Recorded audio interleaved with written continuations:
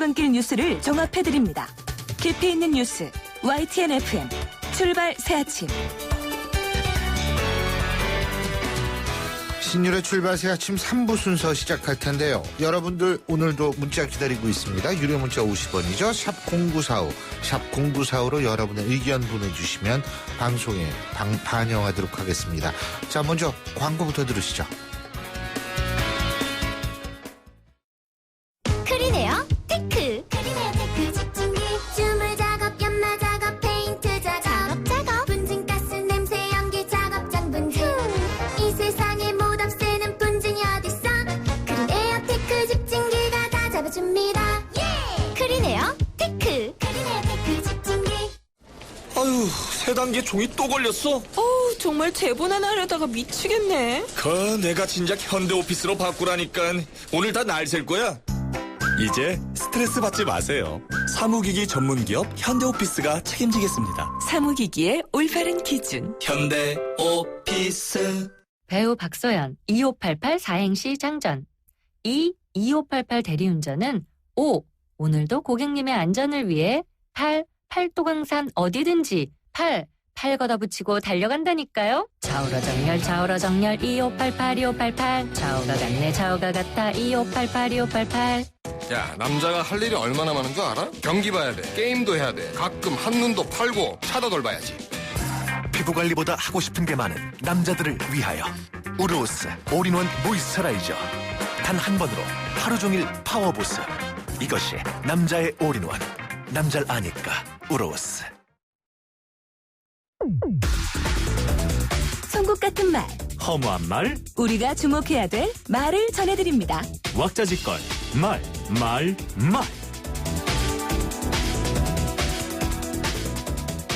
그럴 거면 거기 왜 갔느냐.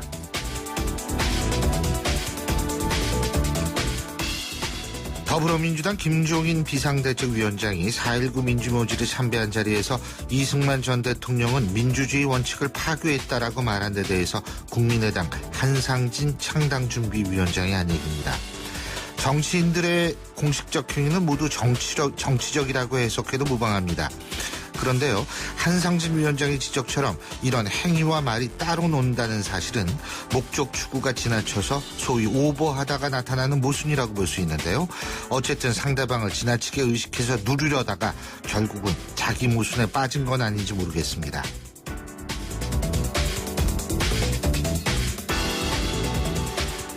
인정해, 동료 의원이니까 안타깝다, 이런 식으로 하면 희망 없다.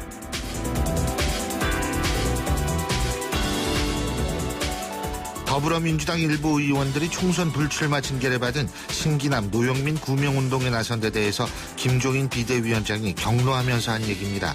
이후 두 의원에 대한 구명운동은 전격 중단됐는데요. 이런 모습을 보면 우리나라 정치가 과연 상식과 이성에 의해서 이루어지고 있는가에 대해 의구심이 듭니다. 자신이 볼 때는 훌륭한 동료, 안타까운 친구일지 모르지만 그런 개인적, 주관적 감정과 감성을 보편화, 객관화시키려 한다면 그건 공적 영역인 정치가 할 일은 아닙니다. 한마디로 국민의 보편적 이성과 눈높이 하려면 한참 멀었다는 생각입니다.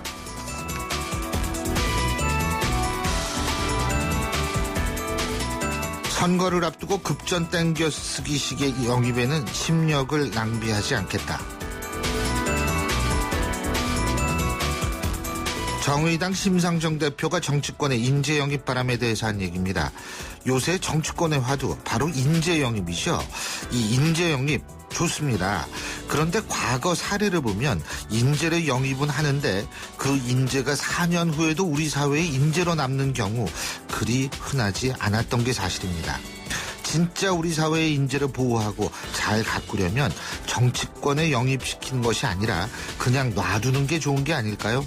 우리도 인재를 우리의 삶의 롤모델로 삼고 살아갈 수 있게 좀 그렇게 만들어주기 바라겠습니다. 지금까지 왁자지껄 말이었습니다.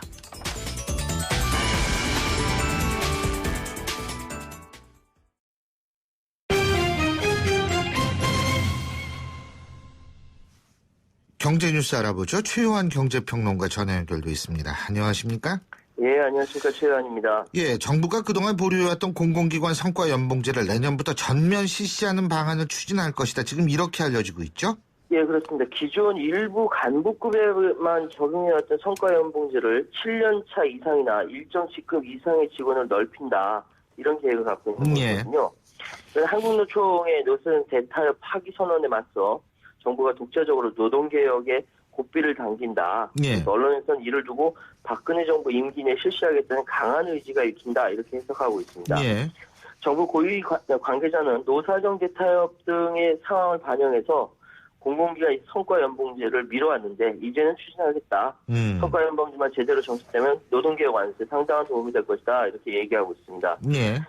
정부는 내년 전면 실행을 목표로요. 올해 1분기 내로 그 300여 개 공공기관 상에서 성과연봉을 정하기 위한 평가 기준 마련토록 하고요. 제도 도입을 위한 준비에 들어간다고 하고요. 예. 여기에 특히 금융공기업이 들어가 있습니다. 이 금융공기업 시작으로 전체 금융권을 성과 연봉제를 확산시켜서 예. 금융계획 촉매제가 되겠다 이렇게 하는 거죠. 뭐 금융위원회나 뭐 이런 데서 하면은 밑에 다른 뭐 증권사나 은행도 따라 하겠죠. 애초 정부는 지난해 1월 공공기관 성과 연봉제를 올해 전면 확대하려고 했었지만 노조 반발, 노사적 대타협 분위기 감안해서 보류해 왔었고요. 그런데 이제 한국노총이 이제 노사적 대타협 파기 선언하고 나니까 이제 노동개혁 늦출 수 없다 이런 판단이죠. 앞으로 계속 이 이야기 나올 것 같아요. 그래서 따라가 보도록 하겠습니다. 예, 계속 이 이야기가 나온다는 얘기는 이제 성과연봉제가 이제 점점 더 넓어진다 이런 얘기겠죠, 그죠? 그렇죠. 예. 자, 오늘 제4이동통신 사업자 선정 결과가 발표된대요. 예? 예. 그러면 새로운 사업자가 등장해서 뭐 이게 좀 소비자한테도 좀 이득을 주고 이렇게 되는 거예요? 예? 이게 이제 사실은 2010년부터 계속 그랬죠. 맞습니다. 해왔죠. 예. 6번째입니다. 6번째. 예. 계속 그 적합한 사업자를 찾는데 실패했다라고 하는데요. 미래창조과학부는 지난 24일부터 심사위원들을 합숙을 시켜서 이제 그 결과를 이제 모아왔거든요. 오늘 오후에 발표한다고 합니다.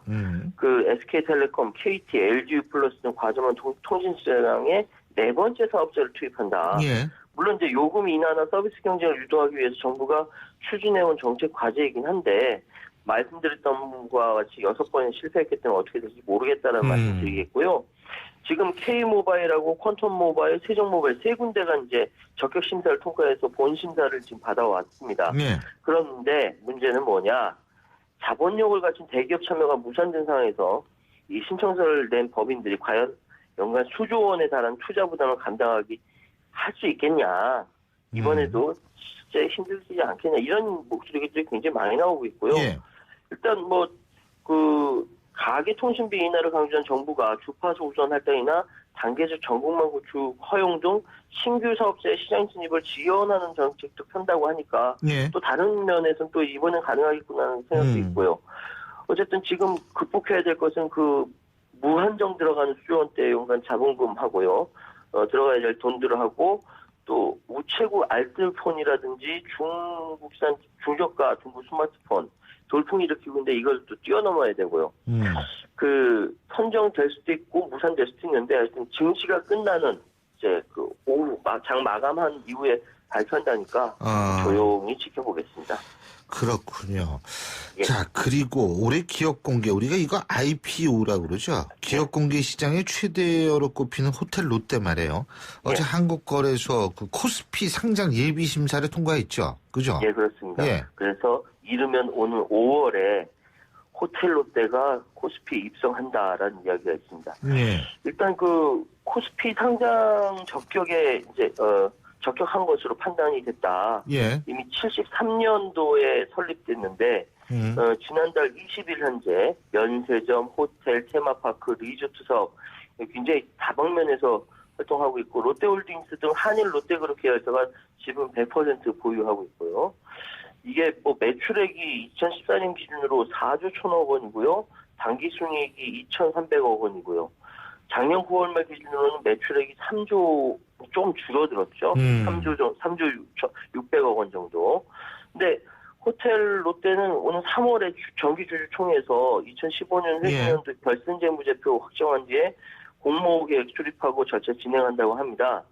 그동안 정말 그 말도 많고 탈도 많았거든요. 특히 이제 롯데 그 경영권 분쟁 때문에 여러 가지 말이 많았는데 어쨌든 지금 상황에서는 투자자 대상의 설명회나 수요 예측, 뭐 공모주 청약 최대한 빨리 마치면은 4월에도 가능하다 뭐 이런 얘기가 나오고 있거든요. 예. 근데 원래 이제 면세점이 탈락됐으니까 기업 가치가 좀 줄어들어서 예상보다 좀 작은 3조 원 내지 4조 원 정도의 공모 규모가 되지 않겠냐 이런 분석도 있습니다. 예. 자, 그리고 부동산 시장 얘기를 좀 해야 될 것 같은데 말이에요. 예. 요새 그 아파트 분양 시장도 굉장히 추운 모양이에요. 지금 미분양이 2달 때 급증하고 있다 그러는데 이게 이제 이렇게 되면은 일반 부동산 시장에도 상당히 찬물을 끼얹을 수 있는데 말이에요. 같이 연계가 되죠. 그러니까 전국의 미분양 주택이 지난달 말 현재 6만 천여 가구로 2달 새 90%가 넘었습니다. 아이고. 그러니까 이거 악성 미분양이라 불리는 이제 준공후 미분양도 1만 가구가 넘었고요. 그 지난해 10월부터 12월까지 석 달 동안 이제 19만 가구가 분양 승인을 받았고요. 이게 기록적인 공급 과잉 여파다 이렇게 얘기가 나오는데 그럼 좀 팔리면 좋은데 그렇지 않으니까 문제죠. 주택거래 심리는 얼어붙어서 이번 달 서울 아파트 매매 거래 건수는 하루 평균 170건. 서울에서 170건입니다. 이게 참 말이 안 되는데. 서울 전체에서 그죠? 예. 아파트가 얼마나 많은데 서울에. 그러니까 지난해 1월보다 20% 감소했고요. 다음 달부터 또 주택담보대출심사가 또 강화되지 않습니까? 이건 또 악재거든요. 그래서 지금 전문가들 역시 시장을 좀 더 관망하는 수요자들이 많아서 매매든 분양이든 좀 더 위축되는 국면이 나타난다. 뭐 이렇게 예상하고 있는데요. 그런데 정부는 이제 올해는 분양 물량이 줄기 때문에 미분양이 우려할 수준이 아니다. 이런 입장을 보이고 있군요. 시장과 정반대로 보고 있는데 이거 시간 지나가고 나면 이제 누가 만든지 알 텐데. 이거 말이에요. 예를 들면 정부가 이런 얘기 하기 위해서는 지금 현실을 좀 봐야 되는데 그 분양 안 된 물건들 지금 5년, 10년씩 분양 계속하고 있는 아파트들도 많아요. 되게 많죠. 예?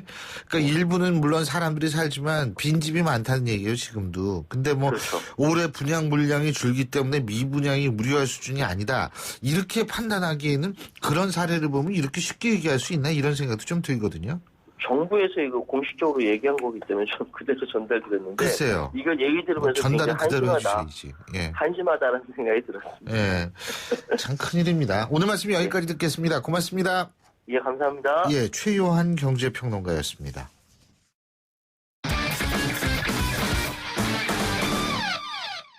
자, 이번에 스포츠 소식 알아볼까요? 최동훈 스포츠 평론가 연결하죠. 안녕하십니까? 예, 안녕하세요. 내일 드디어 아시아 축구연맹 23세 이하 챔피언십 결승전 내일이죠. 예. 한일전 그죠? 신태용 감독 자신감을 표시를 했어요. 당연히 해야죠 또. 아니 경기 전에 우리 자신이 없으면 이럴 수는 없는 거죠. 예, 맞습니다. 이 감독 입장 또 선수 입장에서는 경기 전에 자신 없다, 질 수도 있다 이런 얘기 할 수는 없죠. 당연히 하지 되는데. 근데 어제 이 여느 감독과는 다르게 자신감 있는 그 언행이 또 행동이 또 나왔습니다. 뭐냐면은 어제 이 훈련을 했거든요. 훈련할 때 우리나라 기자보다도 일본 기자들이 더 많이 몰려왔습니다. 근데 보통은 다 이 훈련할 때 한 10분, 15분 정도 공개하고 나머지 중요한 전술 훈련 같은 것들은 다 비공개로 하거든요. 근데 처음부터 끝까지 훈련 과정을 다 일본 기자들에게 공개를 했습니다. 그만큼 자신이 있다는 뜻이고요. 뭐 아무래도 뭐 이번 대회는 이 올림픽 최종 예선들을 겸하고 있기 때문에 이 우리나 일본이나 이미 올림픽 티켓 확보에서 좀 여유로운 마음도 있는데 겉으로는 뭐 여유로워 보일 수도 있어도 이 속으로는 또 이 결승전인데다가 한일전이기 때문에 이 두 팀 모두 다 자존심을 걸고서 내일 결승전을 준비를 하고 있죠. 그렇죠. 근데 어쨌든 자신감 갖는 거 되게 중요합니다. 그죠? 자신감 갖는 건 중요한데 너무 자신만만해가지고 실수하면 안 되죠. 예? 준비를 철저히 해야 되겠죠. 그렇죠. 근데 일본 대표팀의 지금 전력이 어때요? 우리도 일본과 우리가 참 이게 라이벌답게 그 서로 한치도 똑같은 양상인데요.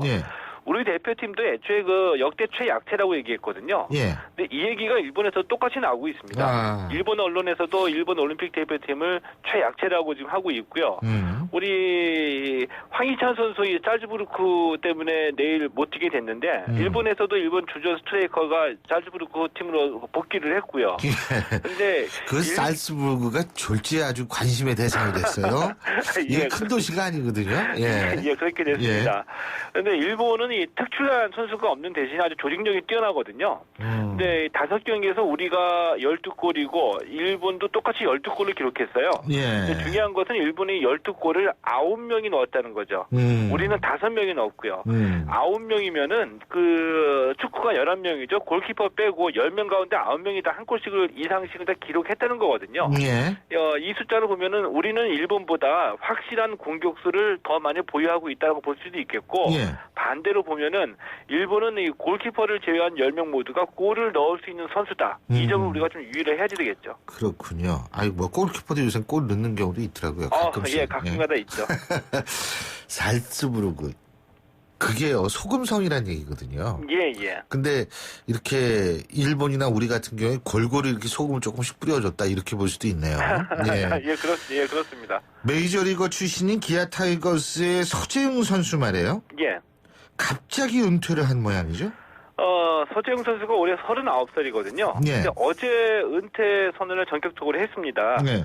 근데 이 사실은 지난해 구단으로부터 은퇴를 권유를 받았고요. 예. 이 은퇴 권유 받았을 때에 유종의 미를 거두겠다. 그래서 1년 딱 더 뛰겠다. 이렇게 얘기를 했었거든요. 그리고 올 시즌 열심히 준비해 왔는데 예. 어제 이제 갑작스럽게 이 은퇴 얘기를 하는 거죠. 서재웅 선수 하면은 뭐 2008년에 뉴욕 매치에 입단을 메이저리그에서 6시즌을 뛰었거든요. 예. 그러면서 메이저리그 통산 28승을 기록했는데 많은 분들이 기억하기를 서재웅 선수 하면은 이 광주 1고 3인방으로 기억하고 있습니다. 이 최희섭, 서재웅, 김병현 선수가 90년대에 메이저리그 진출해서 다 이 야구 팬들의 인상에 남고 있는데 예. 서재웅 선수, 최희수 선수는 은퇴를 이제 하게 됐고요. 이제 김병현 선수만이 지금 남아 있습니다. 그렇군요. 자, 봅슬레이 얘기도 안 할 수 없죠. 예. 원윤종, 서영우 선수, 이젠 세계 랭킹 1위인데 말이에요. 예. 봅슬레이 대표팀 선수들이 타는 전용 썰매가 첫 선을 보였다 그러네요. 그렇습니다. 뭐 이제 그동안의 봅슬레이 대표팀이 그 유럽의 이 썰매를 빌려서 타거나 뭐 이런 어려움이 있었는데 네. 드디어 이제 첫 번째 이 국내 자동차 회사가 만든 대표팀 전용 썰매를 갖고 탄 겁니다. 네. 유럽컵 대회에서 처음으로 타고 전용 썰매를 타고 출전했는데 이 성적은 좋지는 않았습니다. 왜냐하면은 이 성적을 위해서 출전한 대회가 아니라 전용 썰매가 이제 제작 완료가 됐기 때문에 네. 이 시험 테스트용으로 유럽컵 대회 출전을 했거든요. 그렇기 때문에 성적은 별로 좋지 않기 때문에 앞으로 몇 번 더 이 테스트를 거쳐가지고 대표팀이 탈 썰매를 좀 더 보완을 하게 됩니다. 그러니까 이번엔 테스트용으로 그냥 출전을 한 것이다. 예. 그죠? 뭐 성적을 내기 위한 것은 아니었다 이런 말씀이신데. 예. 어떻게 테스트는 성공적이었는지 모르겠어요. 예? 이 봅슬레이가 이제 최고 시속이 150km대까지 나오거든요. 예. 그러니까 이 봅슬레이라는 썰매를 이 가장 빠르고 가장 안전하게 이제 만들어야 되기 때문에 보통 그렇죠. 이 자동차 회사들이 이 봅슬레이 썰매를 많이 만들고 있습니다. 국내의 대표팀 전용 썰매는 현대자동차가 만들었거든요. 그런데 어제 첫 실험에서 이 테스트에서 이 최고 시속이 139.5km까지 나왔고요. 이 선수들과 감독은 이 가속력하고 조정은 좀 만족스럽다라고 얘기했는데 이 현대자동차에서는 좀 연습 주행을 몇 차례 더 거쳐가지고요 부족한 점을 보완할 계획입니다. 이 특히 유럽 선수들이 쓰던 썰매를 탔기 때문에 선수들이 좀 체형이 안 맞잖아요. 그래서 이제 고생을 많이 했는데 이 대표팀 전용 썰매 같은 경우에는 우리 선수들 체형에 맞게 제작이 됐기 때문에 선수들로서는 한층 더 조정하기가 좀 편해질 수밖에 없겠죠. 아니 최고 시속이 150km라고 말씀하셨는데 예. 이 우리가 만든 썰매 최고 시속이 139.5km까지 나왔다. 그러면 이게 한 11km 부족한 거 아니에요? 예, 그렇죠. 예? 그런데 여기 이제 그 트랙에 얼마나 맞느냐의 문제도 트랙. 있겠고요. 또 이 선수들이 처음 타는 썰매이기 때문에 예. 조금 좀 이 테스트를 위해서 익숙해져야 속도를 되니까. 줄이거나 늘렸거나 이렇게 할 수도 있었겠죠. 잘 알겠습니다. 예, 오늘 말씀 잘 들었습니다. 고맙습니다. 예, 고맙습니다. 예, 지금까지 최동훈 스포츠 평론가였고요. 신율의 출발새 아침 3부 순서는 여기서 줄입니다. 잠시 뒤 4부에서 뵙죠.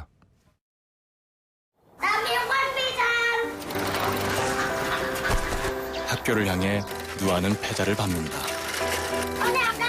가난이 따라오지 못할 만큼 힘차게.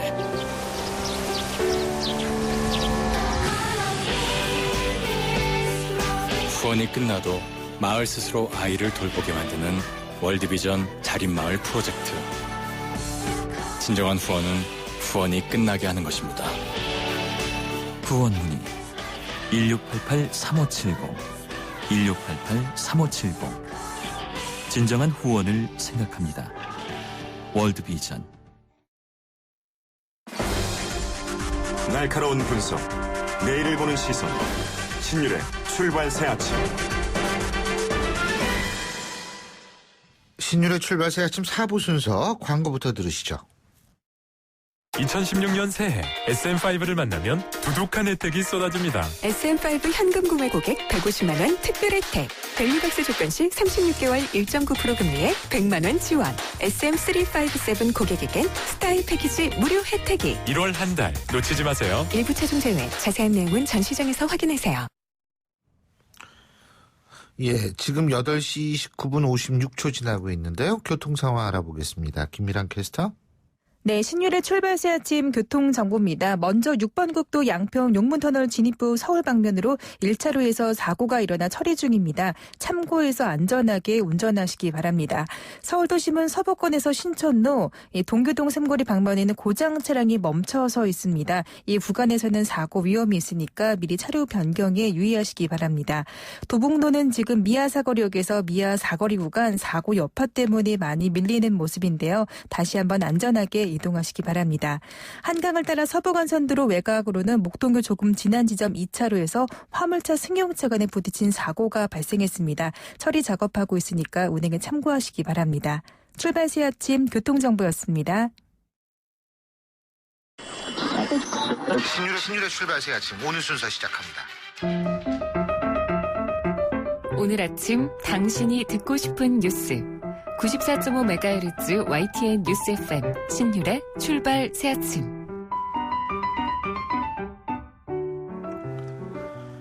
북한이 장거리 미사일 발사를 준비하고 있고 이러면 일주일 이내에 발사할 것이다. 이런 소식 일본으로부터 전해졌었죠. 실제로 북한이 미사일을 쏠지 여부는 분명하지 않다라는 의견도 있습니다.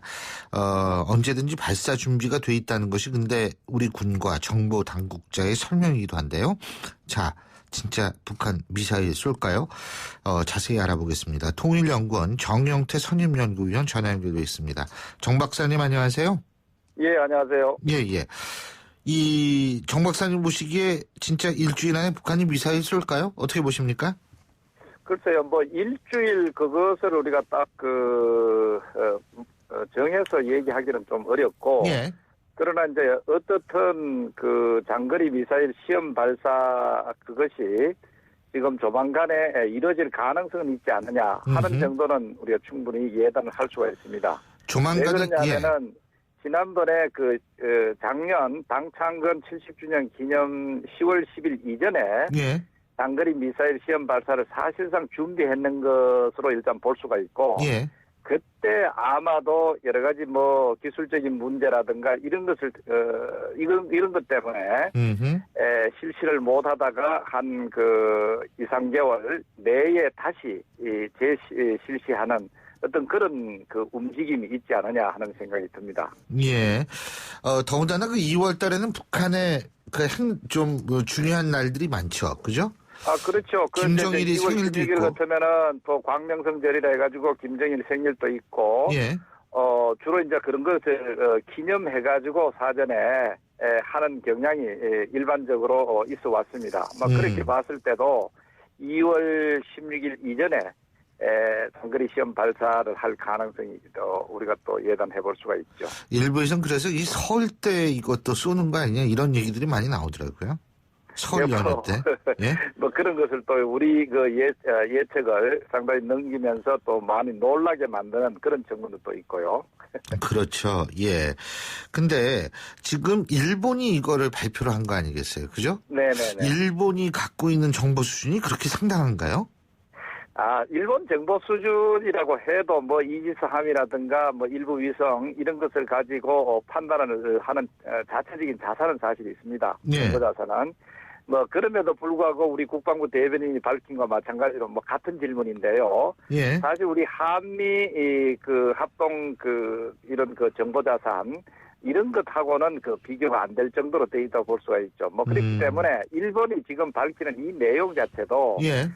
미일 간의 어떤 정보 교류라든가 예. 이런 데도 상당히 의존한 그런 측면도 다 있죠. 뭐 그렇게 본다면은 뭐 일본도 일본 나름대로 정보자산 있지만 그래도 한미 동맹 차원의 일본 자산 위성 자산이 이게 기본이다.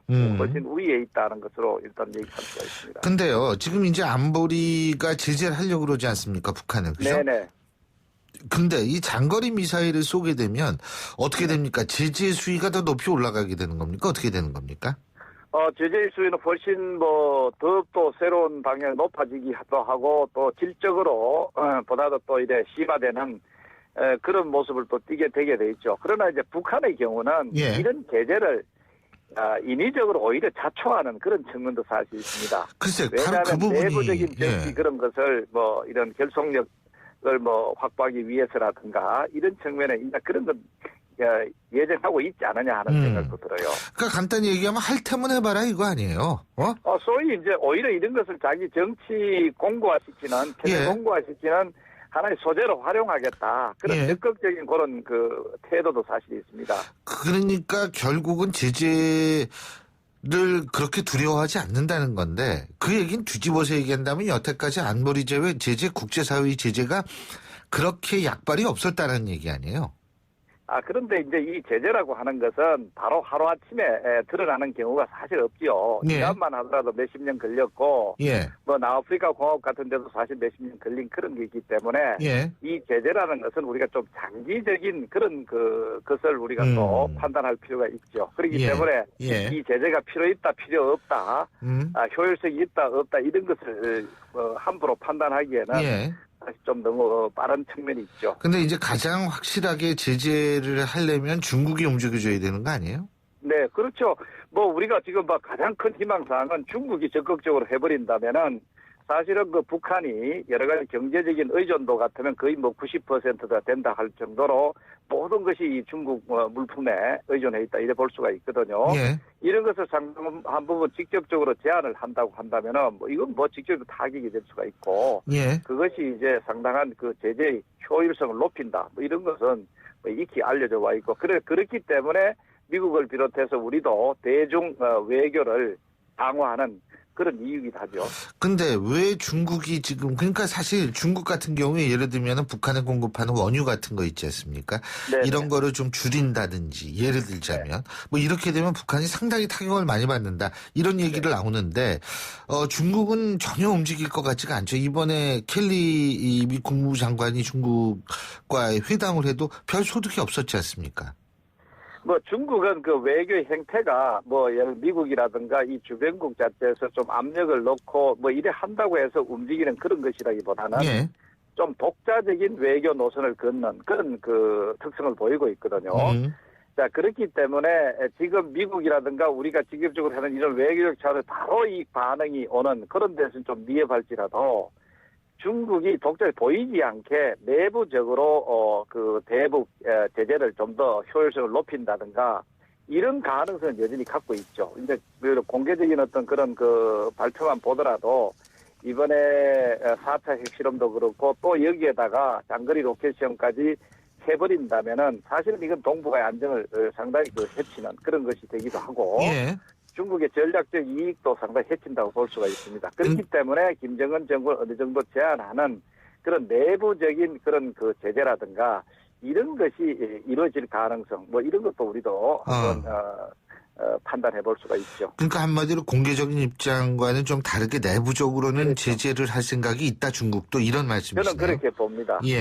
근데 이제 가장 중요한 부분 중에 하나가 고고도 미사일 방어 체계 사드. 이게 중국이 굉장히 이 사드의 한반도 배치에 대해서 자극적으로 반응하고 있잖아요. 그죠? 그렇죠. 그래서 이제 물론 우리는 고고도 자체는 사드 자체는 북한의 핵위협이라든가 이런 것을 방어하기 위한 것인데 이것이 이제 우리 한반도에 이게 배치된다는 그 자체는 또 중국을 이것을 위협하는 그런 식으로 받아들일 가능성이 굉장히 크거든요. 예. 방어하고 공격이라는 것은 종이 한 장 차이라고 판단할 수도 있습니다. 예. 그렇기 때문에 여기에 대해서 상당히 아킬레스건과 같은 그런 그 반응을 보인다 이래 볼 수가 있습니다. 자, 그래서 우리가 요약적으로 얘기한다면 사드를 우리가 예를 들면 배치하자니 중국이 반발할 것이고 그러면 배치 안 할 테니까 중국이 좀 북한에 대한 제재를 확실히 해달라고 얘기를 하면 또 중국이 공개적으로는 최소한도 공개적으로는 잘 안 움직이고 이게 우리의 지금 딜레마 아니에요?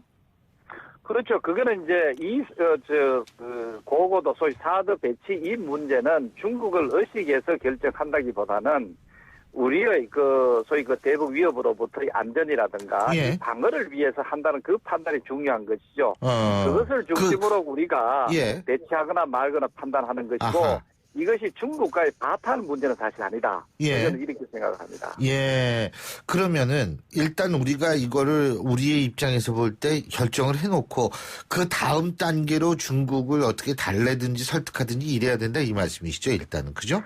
그러니까 이게 이제 북한의 대북 제재 같은 중국이 적극적으로 참여를 해주지 않는다면 북한은 지속적으로 그러면 핵이라든가 그렇죠. 장거리 미사일 위협이 계속 가중되고 또 그 여파로 우리는 어쩔 수 없이 사드를 배치할 수밖에 없다. 이 논리적으로 사실 합당한 거거든요. 아하. 자, 그렇기 때문에 우리는 이 논리적 판단 속에서 이루어지는 것이고 또 우리가 북한이 그때 되면은 이제 중국은 오히려 우리가 사드를 배치하지 않으면 안 되는 그런 이유를 제공해주는 그런 결과가 와버리는 거죠. 그렇죠. 바로 이러한 것을 우리가 외교적으로 여러 가지 논리적으로 상당히 합리적으로 해결해 나가는 그런 모습이 좀 필요하다. 이게 이제 적극 외교라고 볼 수가 있죠. 측면에서. 자, 그리고 말이에요. 미국 상원 외교위원회가 북한에 대한 제재 강화를 법안을 만장일치로 채택을 했는데, 이른바 세컨더리 보이콧 있지 않습니까? 예, 그렇죠. 이거를 이제 속도를 붙이고 있는데, 이게 실효성이 있을까요? 이 세컨더리 보이콧. 우선 설명부터 해주시죠. 그게 당장 이제 그렇기 때문에 북한이 갑자기 손을 든다든가 이런 것이라기보다는 이제까지 없었던 것을 보다 더 확장했다. 예. 자, 이제는 전략적인 소위 이제 핵미사일과 관련되는 직접적인 그런 분야에 있어서는 좀 제재를 적극적으로 했지만 그러나 이런 여타의 이런 교류에 대해서는 그렇게 강화를 하지 않았다는 거죠.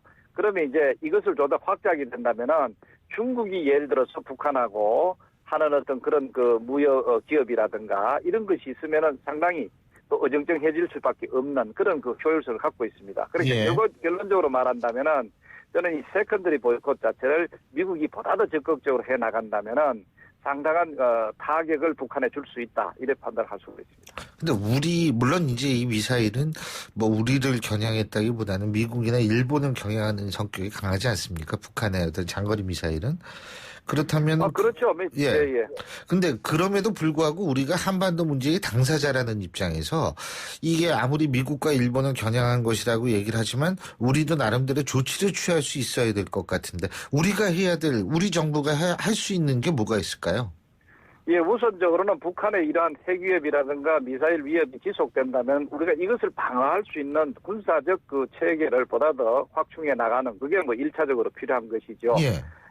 그 다음에 이제 이 미사일이라고는 미국, 일본을 겨냥한다고 하지만 그것이 미국, 일본하고 직접적으로 무슨 전쟁을 하자고 하는 그런 능력은 또 아니고 한반도에 있어서의 한미 동맹 관계라든가 한일 관계라든가 한미일 이런 관계라든가 이런 것을 현상을 변경시키기 위한 수단으로 활용된다는 것이죠. 이것은 바로 우리의 안보하고 직접적인 관계가 있다고 봐야 되고 이런 판단에 있어서 우리 한미일의 대북 군사적 북한의 군사적 위협이라든가 이런 데 대해서 직접적으로 우리가 방어할 수 있고 또 외교적으로 이 압력을 넣을 수 있는 그런 외교적 활동도 우리가 강화를 해야 된다. 여기에 대해서 이제 우리가 3자잖아요. 여기에 대해서 러시아와 중국이 보다 더 이 동북아 차원에서 위협하는 것인 만큼 같이 또 3+2로 북한을 나름대로 또 압력을 넣을 수 있는 그래서 우리가 대통령께서 얘기한 오자회담이라든가 이런 얘기한 하나의 내용이 될 수 있죠. 그래서 이런 외교적인 대북 제재와 관련된 활동을 보다 더 심화시키고 그 실효적으로 할 수 있는 노력을 강화해야 되겠죠. 예, 잘 알겠습니다. 오늘 말씀 잘 들었습니다. 고맙습니다. 네, 수고하세요. 예, 지금까지 통일연구원 정영태 선임연구위원이었습니다.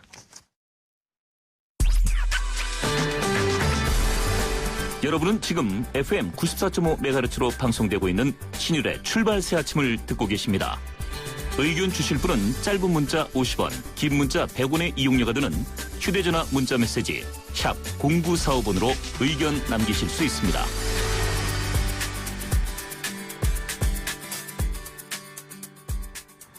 어제 삼성전자가 지난해 4분기 실적을 발표했죠. 분기별 매출은 줄었는데 전체적으로는 200조 원 선을 지켜냈습니다. 근데 이게 자세히 들여다보면 흐름과 내용은 그다지 좋지 않다, 이런 분석이 많습니다. 올해는 더 낙관할 수 없는 상황이다, 이런 얘기도 많이 들리고 있고요. 근데 이게 삼성만의 문제는 아니죠. 그래서 이제 이 미래 신성장 동력 뭐 이런 얘기 나올 수밖에 없는데, 우리 기업과 정부 무엇을 어떻게 준비해야 할지 오늘 한번 생각해 보겠습니다. 경제 전문가시죠. 곽수정 박사님 연결합니다. 곽 박사님 안녕하세요. 네, 안녕하십니까. 예, 삼성전자 어제 실적 보셨죠? 예, 봤습니다. 어떻게 보세요? 6,500억 매출 올려서 예. 4년 전속 매출 200조 돌파했다, 뭐 이런 뉴스를 제가 읽었습니다. 예, 어떻게 보세요? 잘 봤는데요. 예, 잘 보셨어요? 전 혹시 잘 못 보셨을까봐. 예. 뭐 연결 기준으로 해서 매출 53조가 4분기에 있었다, 이런 예. 이야기들은 다 일반적인 이야기니까 예. 좀 던져놓고 예. 그러면 앞으로 연속 200조 매출 올리는 게 목표냐, 아니면 10조를 올리더라도 옛날 1978년도 9년도 회사의 명운을 걸고 반도체에 투자하던 그 시절에 예. 고통을 원하느냐, 미래를 위해서 아마 이게 화두가 돼야 되지 않을까 싶은데 계속해서 우리 언론이나 회사 측에서 나타내는 것은 국민을 너무 염려시킬까 싶어서 걱정하시는 게 아닌가 싶을 정도로 회사 선전에만 좀 광고에만 열을 올리는 게 아닌가 싶습니다. 미래 먹거리 많이들 말씀하시는데 예. 무엇을 삼성이 준비하고 있을까요? 저는 그게 상당히 궁금하고 준비만 해서는 안 되고 팔로우가 되는 준비보다는 리더가 되는 준비를 해야 되는데 200조 원대를 돌파하고 500조를 가기 위한 목표 속에 과연 무엇이 미래 먹거리인지 리더가 될 것인지에 대한 그림은 저는 보지를 못했습니다. 근데요, 이게 지금 뭐 이 삼성전자의 뭐 주력 제품 아무래도 휴대전화 아니겠어요? 그죠? 스마트폰인데 그렇죠. 예. 이 스마트폰 시장이 포화됐다는 얘기도 많이 나오더라고요. 그러니까 예를 들면 아이폰 있지 않습니까? 네네. 아이폰의 판매량도 굉장히 줄고 있다. 이게 올해를 기점으로 해가지고 완전히 그 좀 이제 휴대전화 시장은 완전히 사고로 들어가는 거 아니냐, 이런 분석도 나오는 것 같더라고요. 아니, 세상에 그 손에 잡는 스마트폰 한 대가 200만 원 돈이 넘는 세상에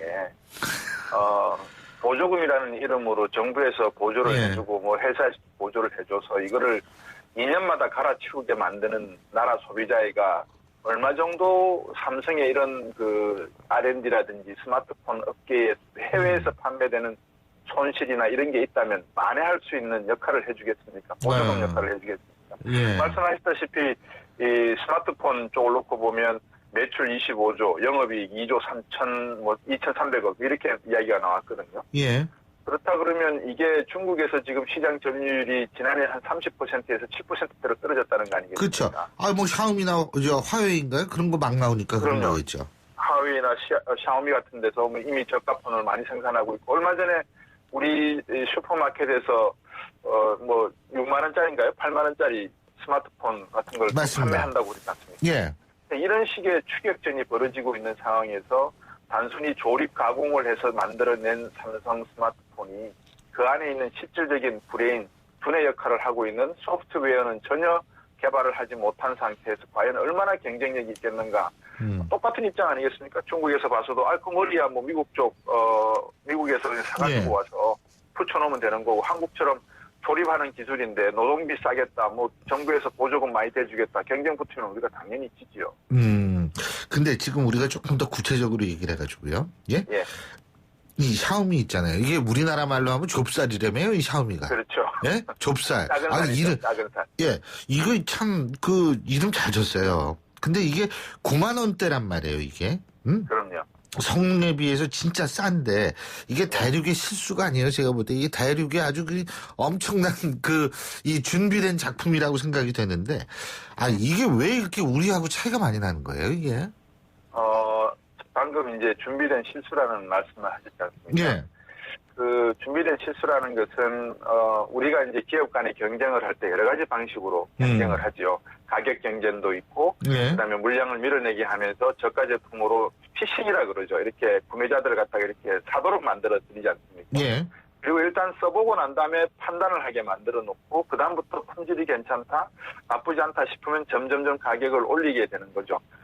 포장지 몇 개 바꾸고 난 다음에 가격 올리는 식으로 말입니다. 그런 측면에서 놓고 보면 샤오미의 전략이라고 하는 것은 상당히 삼성의 어떤 시장 점유율을 빼앗는데 효율적이다. 그리고 출혈 경쟁적인 모습을 보이고 있지만 어느 정도 궤도에 오르고 나면 나름대로 삼성을 밀어내고 세계에서 1위의 부동의 1위의 스마트폰 시장을 점령할 수 있지 않겠는가. 이게 아마 제가 보는 전략이 아닌가 싶습니다. 근데 이게 결국 자본주의 사회에서는 싸고 성능 좋으면 잘 팔리는 건 너무나 당연한 거 아니에요. 그렇지 않습니까? 네, 그렇죠. 그러니까 이제 이런 부분에 대해서도 잘 생각을 해야 될 것 같은데 이게 사실 중국 기업이 지금 전 세계적으로 굉장히 무섭게 약진하고 있는 건 사실인 것 같아요. 그렇습니다. 뭐 그런 측면을 놓고 얼마 전에 제너럴 일렉트릭도 매입을 했죠. 한국 삼성전자는 매입을 할 수 없었던 이유를 독과점법에 의해서 자칫 가전 부분에 있어서 우리 미국 내 시장에 있어서 점유율이 올라갈 수 있으니까 참여하지 못했다 하는데 글쎄요. 저 같으면은 어떤 희생을 치르더라도 아마 그 점유율을 높이는 그게 필요했다면 아니면 또 중국이 지위를 매입하는데 좀 방해를 하고 싶었다면 전략적으로 삼성전자가 충분히 가전 부분의 비율을 낮추고 다른 방식으로 우리나라에서는 얼마나 잘합니까? 그런 방식을. 네. 해외에서 그런 전략을 구사하지 못했다는 게 하나의 실수인 것 같고요. 국가별 R&D 있지 않습니까? 연구개발비. 예. 그 지출하는 내역을 놓고 보시면요. 2012년에 중국 기업이 세계 경쟁 중에서 한 1000대 기업. 그러니까 R&D를 가장 많이 하는 1000개 기업을 골라봤을 때 중국 기업이 39개 있었는데 2년 지난 2014년에 한 80개 기업으로 늘어나고 있습니다. 반면에 우리나라 같은 경우에는 25개 기업이 있었는데요. 2012년에. 2014년에 22개 기업으로 오히려 줄고 있거든요. 예. 이것만 놓고 보더라도 중국이 얼마나 지금 우리 옆에서 활발하게 R&D, 연구개발뿐만 아니라 한국을 추격해내기 위해서 노력하고 있는가. 그러다 보니까 얼마 전에 중일 간의 경제협력회담을 했지 우리나라를 끼워서 한중일 경제협력회담을 하지 않았거든요. 네. 그만큼 이제 중국은 우리나라는 경쟁 상대가 아니라 일본과 함께 경쟁하는 것이 또 다른 업그레이드를 위한 발판이다라고 보는 것 같습니다. 이게 제너럴 일렉트릭 말씀하셨습니다만 볼보도 중국으로 넘어갔잖아요. 그죠? 그렇습니다. 싱크패드도 레노버로 넘어갔죠. 그죠? 다 넘어갔죠. 예. 네. 그러니까 이게 가만히 보면은 우리가 알고 있었던 세계적 기업이 중국에 굉장히 많아요. 이제는. 예? 자, 그렇기 때문에 우리가 이제 고민을 해야 될 부분이 미래 먹거리인데 말이에요. 그죠? 네. 일단은 박사님께서는 어떤 거 생각하세요? 미래 먹거리. 이게 휴대전화는 아닌 것 같아요. 제가 볼 때. 그죠? 예. 그렇죠. 한 3가지 정도를 선생해서 보는 것 같습니다. 제가 무엇을 보냐라고 말씀하시는데, 저도 어떤 지적인 한계가 있다 보니까, 10년 뒤, 100년 뒤 말씀을 드리면은, 많은 분들이 이건 뭐지 하고 생각하실 것 같아요. 삼성이 뭘 찾고 있나 보니까, 크게 3가지를 찾고 있는데, 하나가, 구글이라든지 마이크로소프트 사이에서 보고 있는 무인 자동차 있지 않습니까? 그 기술을 하나 보는 것 같습니다. 두 번째 기술로는 요새 바이오 그러지 않습니까? 네. 그래서 반도체 신화를 창출할 만한 신화적인 내용은 아마 바이오에서 있지 않나, 또 이렇게 보는 것 같습니다. 그리고 이제 세 번째는 앞에서 스마트폰은 아니다 그러셨는데, 앞으로도 계속해서 스마트폰을 이용한 어떤 기술이 나오지 않겠나. 그래서 요새 광고 많이 들으시죠? 무슨 페이라는 광고. 맞아요. 그렇죠. 땡땡페이를 쓰십시오. 이런 광고 많이 들으시지 않습니까? 그래서 핀테크, 금융시장에서 새로운 온라인의 기술을 도입한 핀테크라고 하죠. 파이낸셜 테크놀로지. 그래서 요 두 개가 융합된 기술 3가지를 크게 삼성이 보고 있는 것 같은데 제 관점에서는 이 3가지 어느 것도 한국 삼성이 선도할 수 있는 기술을 가지고 있는 게 아니라 그저 구글이나 마이크로소프트나 아니면은 아우디나 폭스바겐이 생각하고 있는 기술을 뒤따라가서 그 중에 하나의 부품 소재를 맡아가는 요 정도의 수준이 아닐까 저는 그렇게 보고 있습니다. 그러고 이게 이제 이렇게 본다라는 게 중요한 게 아니라 R&D, 아까 이제 박사님께서도 계속 말씀하셨습니다만 투자를 하고 연구를 해야 되는 거 아닌가 이런 생각이 들거든요. 그죠? 네네. 근데 이런 부분이 이제 미흡하다는 거겠죠. 그죠? 많이 미흡하죠. 이게 물론 제약 산업 같은 경우에도 돈 어마어마하게 이 투자하고 또 날릴 까고도 하고 그래야 된다고 그러던데. 그죠? 네. 예. 함의약품 같은 경우에 많은 분들이 그 효과를 충분히 느끼셨을 겁니다. 맞아요. 한 예. 20년가량 투자를 한 결과가 나타나는 거거든요. 예.